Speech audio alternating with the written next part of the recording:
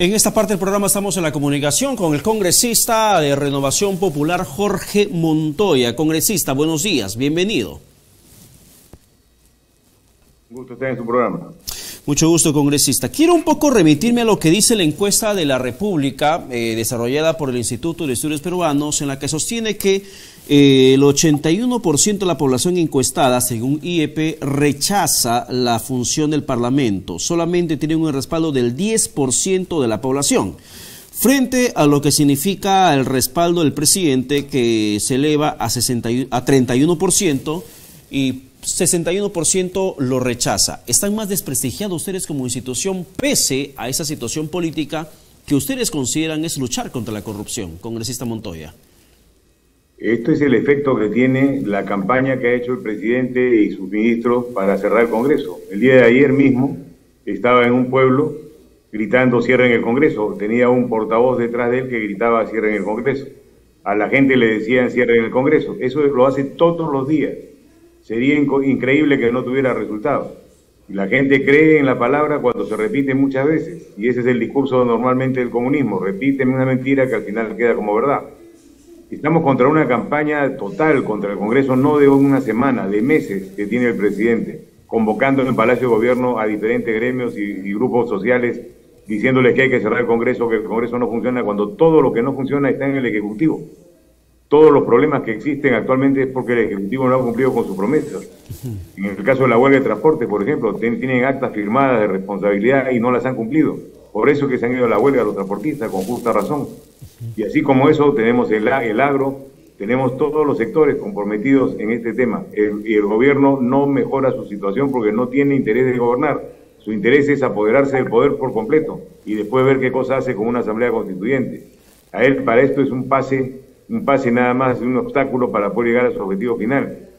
Nosotros nos mantenemos dentro del orden democrático, trabajamos como debemos trabajar, apoyamos a la población, legislamos en favor de la población cuando se necesita hacerlo, como lo hemos venido haciendo en los últimos plenos y desde el inicio realmente. Ya, pero congresista Montoya, los plenos que han presentado justamente para solucionar la huelga de transporte, proyectos de ley que han sido aprobados de manera inmediata. Ya. No, o sea, no pueden quejarse de lo que hacemos nosotros realmente. El que hace un análisis objetivo, que hace un análisis político sesgado por la mentalidad del presidente, que lo que quiere es salir de la justicia, crear otro problema en otro lugar para poder mantenerse en el poder, eso es otro tema. Ya, pero hagamos congresista Montoya. Hay una inducción en la respuesta que es provocada por el presidente y sus seguidores, que tienen una actitud muy activa en todo el país. Ya, pero en un análisis objetivo, no político, de la realidad nacional. En esta misma encuesta se refleja que el incremento del porcentaje de aprobación del presidente se elevó en 5 puntos de 26 a 31%. Y en el caso de la aprobación del Congreso, este se redujo de 13 a 10%. Si lo que vemos en esos tiempos es un mayor nivel de información, de pruebas que revierten en casos de corrupción en contra del presidente, y que para muchos es una necesidad el que se vayan todos, y creen que el presidente está metido en temas de corrupción, ¿cómo es que la aprobación del presidente se eleva y la aprobación del Congreso disminuye? Por la campaña que está haciendo el presidente. Mientras el Congreso está callado trabajando y no hace ninguna campaña, el presidente hace una campaña permanentemente hace varios meses en todo el país. Tenemos las pruebas, las evidencias están grabadas en los programas de televisión. Eso lo hace todos los días. Reúne gente en Palacio y los incita a la subversión. Está cometiendo delitos diariamente. Y está protegido porque tiene un blindaje de protección en el Congreso concedido a cambio de favores, seguramente. Y eso es lo que está sucediendo en este momento. Esto tiene que cambiar a la brevedad. Los congresistas se están dando cuenta de que están siendo engañados por el presidente, los mismos congresistas de su partido. Y el día de ayer han hecho un voto unánime, casi unánime, sobre el tema de la situación de presentar la cuestión competencial al Tribunal Constitucional. Eso es un gran avance en el reflexionar del Congreso y de los congresistas en general. Así que esto con las semanas va a cambiar, en una semana más va a cambiar definitivamente. Cuando ven que el presidente, después de haber censurado o después de haber retirado al primer ministro con tantas quejas que tenía, pone a la ministra Betsy Chávez, que tiene cuestionamiento del Congreso, significa que está en agresión permanente y los congresistas de su propio partido están en contra de eso. Al igual que ahora el nombramiento de Torres como asesor de la primera ministra, de la primera ministra. ¿Se imagina? Claro, O sea, y esta designación... El presidente está en campaña y que tiene una estrategia permanente para deteriorar la imagen del Congreso y levantar la imagen del Ejecutivo. Y esta al decisión... resto de la gente no le interesa el tema, sino escucha y repite.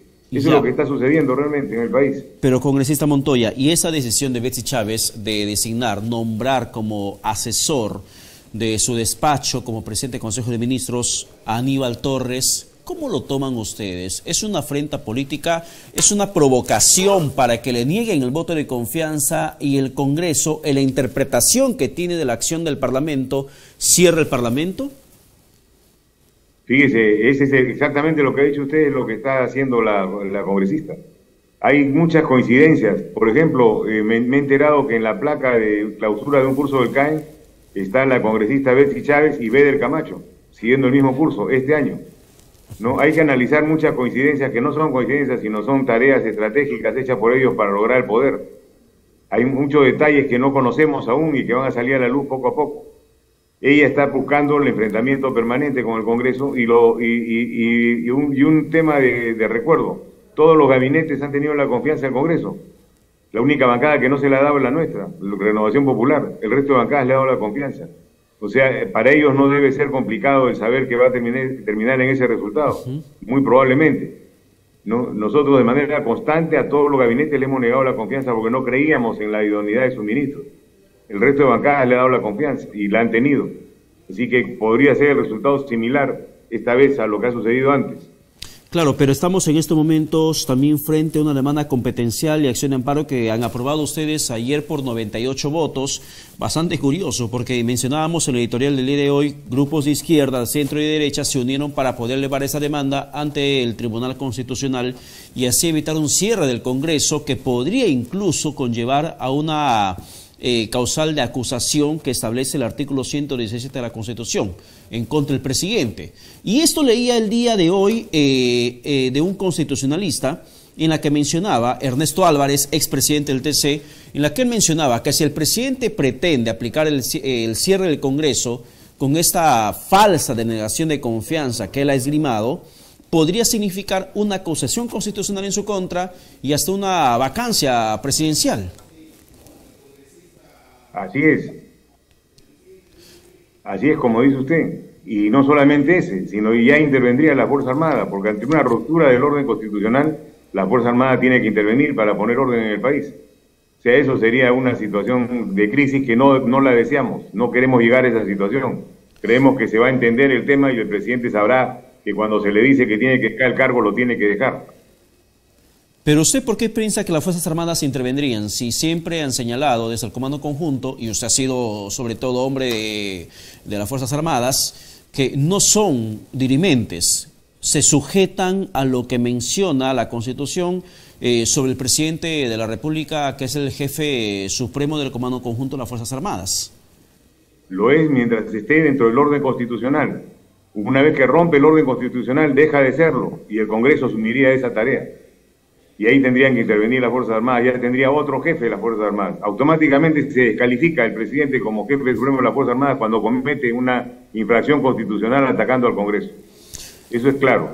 Ahí es donde intervenía. Si no, no tienen por qué hacerlo, de ninguna manera. Ya, probablemente el gobierno comience con este juego para que pueda provocar, hacer pisar el palito al Congreso de una nueva cuestión de confianza que muchos aseveran que podría darse por otro contexto político que provocaría una decisión similar, que para el gobierno podría sumar la segunda denegación de confianza y suficiente para que cierren el Congreso. De suceder esto, congresista Montoya, ¿ustedes han previsto qué van a hacer si es que no sale a tiempo esta demanda competencial que van a plantear ante el Tribunal Constitucional? Porque eso tiene su proceso, toma su tiempo. Sí, la demanda competencial es simplemente para poner un seguro final, pero estamos actualmente de acuerdo a la ley, o sea, no permitiríamos el cierre de ninguna manera. Eso es real. O sea, la ley está a favor nuestro y nos da la garantía de que hemos actuado de manera correcta. Actuaríamos de manera correcta, seguiríamos funcionando, seguiríamos operando como Congreso, no interesa el lugar físico. Lo podemos hacer desde cualquier lugar, los 130 congresistas.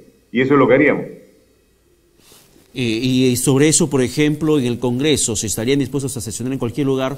¿Por qué no sesionan inmediatamente para que vean esos temas de corrupción que revierten al presidente de la República, Pedro Castillo? Hoy aparecen más elementos en su contra, en la que hay incluso personas que aceptaron haber recibido el dinero para que lo entreguen a Bruno Pacheco.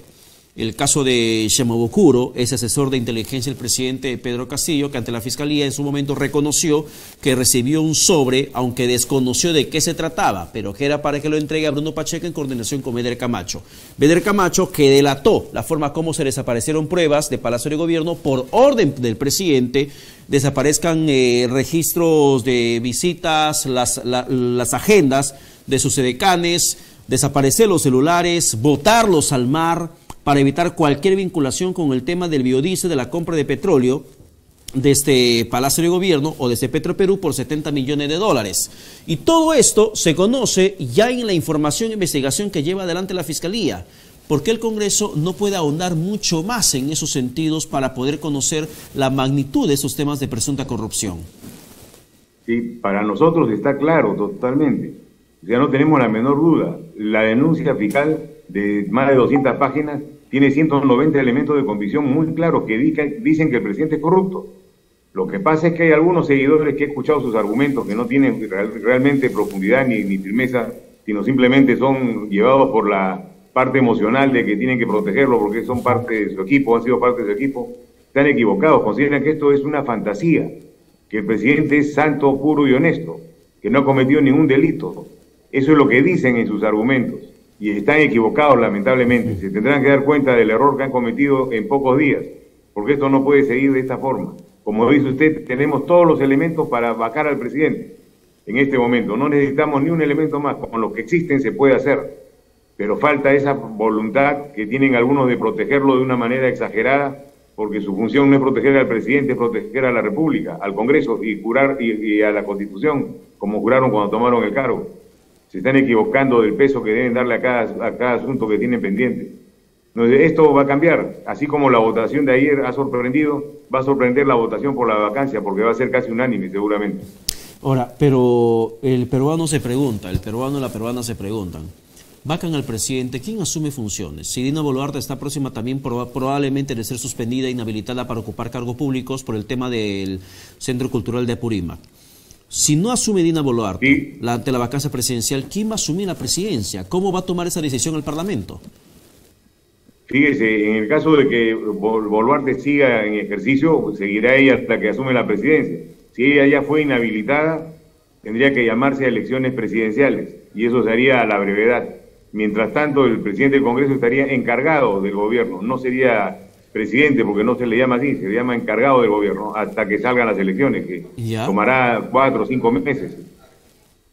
Pero, ¿y si... A ver, para muchos esa no sería la solución, y esa es por lo tanto también otra resistencia que tienen sobre el Congreso, porque dicen, si vacan al presidente, Boluarte o renuncia o es inhabilitada, que el Congreso convoque a nuevas elecciones a través de quien va a ocupar la presidencia de forma encargada, que se convoque a nuevas elecciones generales, no complementarias para periodo presidencial. Entonces estaríamos hablando del año 2024, 2025, porque eso es lo que tomaría para hacer una modificación constitucional. O sea, las soluciones rápidas son las que le he dicho. Las soluciones de permanencia y que esto continúe hasta el infinito, vayamos a hacer un cambio en la Constitución. Se necesita la misma cantidad de votos, 87 votos, para hacer el cambio en 2 legislaturas seguidas. O sea, ya está terminando esta legislatura. Esto estaría entrando al final de esta legislatura. Y se vería en la siguiente, si es que se llegan a tener los votos, que no los vamos a tener definitivamente. Sí, pero porque también la gran mayoría piensa que esa no es la solución. Ya, entonces, pero... lo que tenemos que ver es hablar claro. Hemos jurado defender la Constitución, no cambiarla.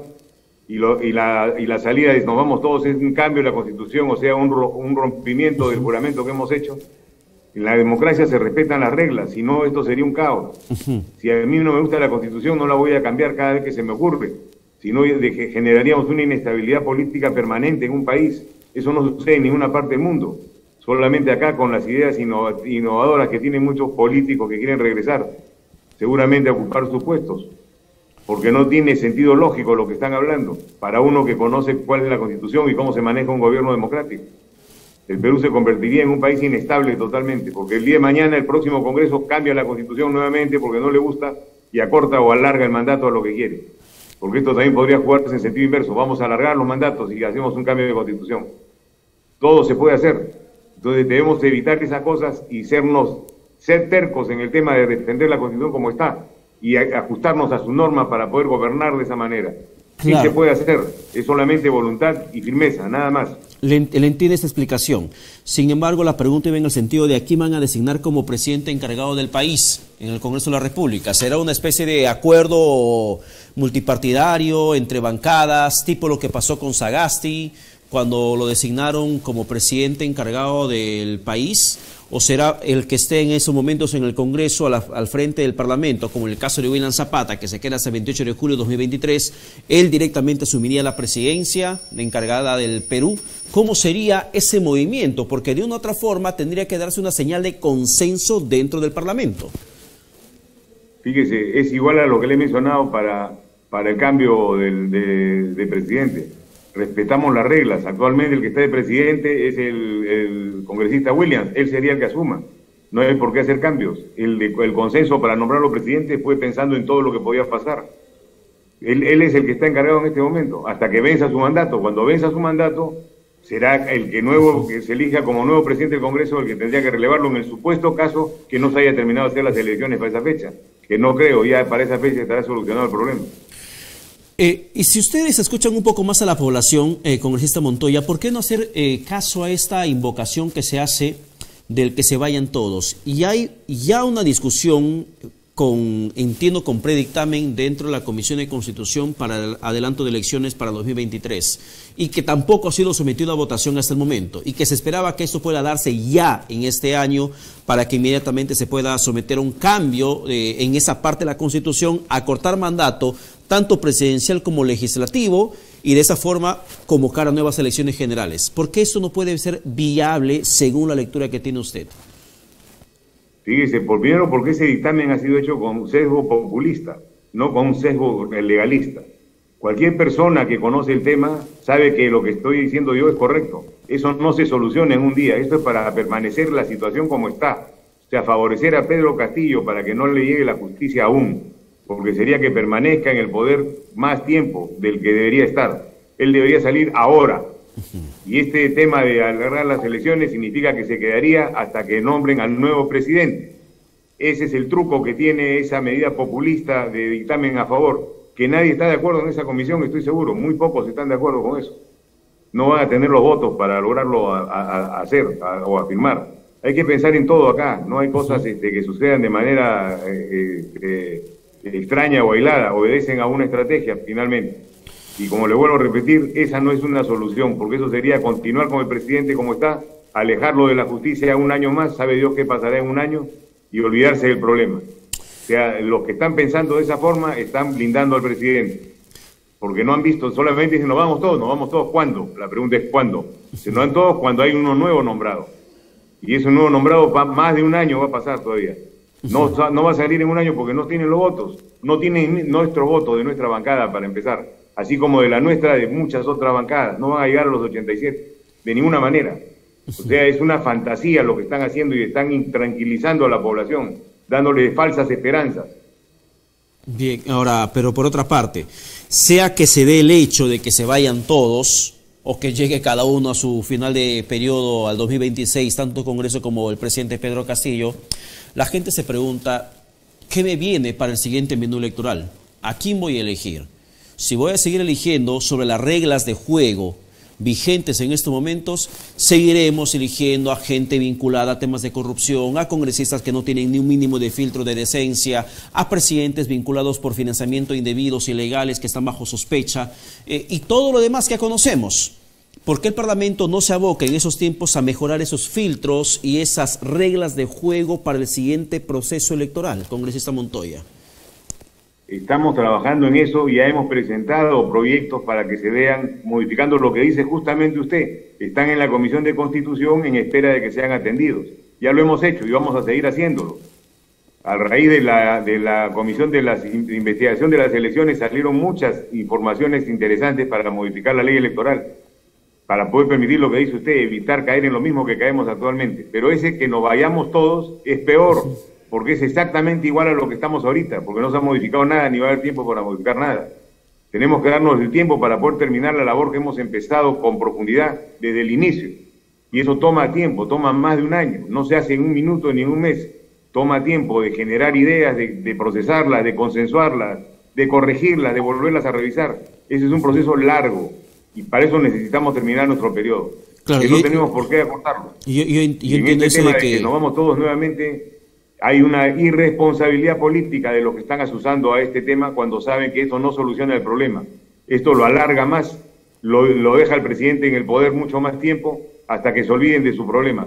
No tenemos necesidad de más pruebas para vacarlo y eso hay que hacerlo ahora, este año, no el próximo, ni el siguiente. Ese nos vamos todos, estamos hablando de 2024 por ahí, para poder cambiar, tener un cambio presidencial. O sea, con la corrupción que sale todos los días. Hace 2 días han detenido a 4 personas, incluyendo al jefe de la DINI. Imagínense en un país que detenga al jefe de inteligencia por las pruebas que tienen. O sea, y van a salir más pruebas, porque eso sobra, ¿no? Se ha consolidado el tema de la corrupción completamente. Y la fiscal de la Nación tiene una posición firme y segura. Ha opinado que no debe reunirse el Consejo de Estado, y estoy de acuerdo con ella. El Consejo de Estado es una ficción política, no existe. Se usa para ganar protagonismos y de vez en cuando salir al aire y tratar de sentarse a conversar y consensuar algo que no tiene valor, porque no se sujeta a ningún acuerdo. Es simplemente distraer más la atención para que se mantengan las cosas como están y no se avance en el tema de la justicia. Todos deberíamos estar preocupados en cómo solucionamos el tema de la justicia, cómo se le puede dar al presidente la forma adecuada para que pueda seguir siendo investigado por la fiscal de la Nación. Él y todos sus ministros, todos son responsables, ¿no? Eso es lo que falta, que la gente direccione más, pero no hay una campaña en ese sentido. La campaña está en el otro, en que el presidente es inocente, que lo están acusando por gusto, que hay una persecución política, que es un pobrecito, y así no son las cosas. Es un asaltante finalmente. Pero cuando usted menciona el tema de las reglas de juego que tendría que cambiarse para que no elijamos el tipo de presidente que podemos tener cada 5 años, el tipo de Congreso que debemos soportar cada 5 años, ¿cuáles son las reglas de juego que plantearon para que esta situación pueda mejorar para el país? Porque eso nos interesa a todos. La primera es el filtro a los candidatos. La justicia, el Parlamento está como está, los gobiernos regionales están como están y los municipales igual, porque no hay filtro para los candidatos. Hay amiguismo. Yo busco a mi amigo para presentarlo, no importa que haya estado metido en problemas de honradez o de robo. Es mi amigo, pues, si me va a apoyar, lo pongo de candidato. Eso es lo que estamos considerando para tener el filtro está en los partidos. Los partidos son los grandes responsables de los políticos que tenemos en el Congreso y en todos los estamentos del Estado, porque no hay filtros, pasa cualquiera. A todos nos ha pasado, incluyendo a nuestro partido. Hemos cometido errores. Nadie se puede salir de eso. Todos tenemos que hacer un mea culpa. Esa es una de las modificaciones serias, la principal, diría yo. Después queda en manos del pueblo que escoja quién quiere escoger. Cuando hay buenos candidatos, la probabilidad de error es menos. Pero cuando entra cualquiera a ser candidato, tenemos los problemas que tenemos ahora. Yo inclusive pedí que se haga una prueba de polígrafo para los candidatos. Y sigo insistiendo para ponerlo en la norma que vamos a presentar para este tema. Creo que es importantísimo. Si se pone polígrafo para temas de carácter comercial, con mayor razón para temas de carácter de Estado. Los ministros y los candidatos al Congreso, por lo menos, deben pasar polígrafo para tener certeza que no están metidos ni en narcotráfico, ni en robo, ni en ningún tipo de cosas que van contra la moral y la ética. Bien, congresista Montoya, muchas gracias por la comunicación alcanzada. Que tenga buen domingo. Gracias, Pedro. De igual manera, un buen domingo. De igual manera, muchísimas gracias. Bien, hemos llegado a la parte final del programa. Tenemos que irnos, pero no podemos retirarnos sin antes recordar a los amigos abonados que paguen puntualmente su recibo para que de esta forma puedan seguir disfrutando de esta programación exclusiva de la parrilla de canales de Ves Cable Televisión. Y así, además, participar de los sorteos para todos ustedes, todos los abonados, porque Ves Cable premia la puntualidad. Nos vamos, se quedan con Johan Ramírez al frente de Presente y Futuro. Buen domingo.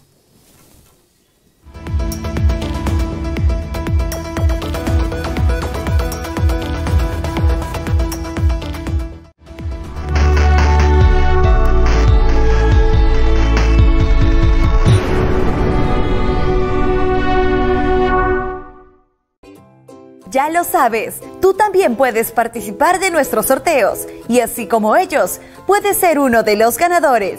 Solo tienes que estar al día en tus pagos y listo, porque Vez Cable premia la puntualidad de sus abonados.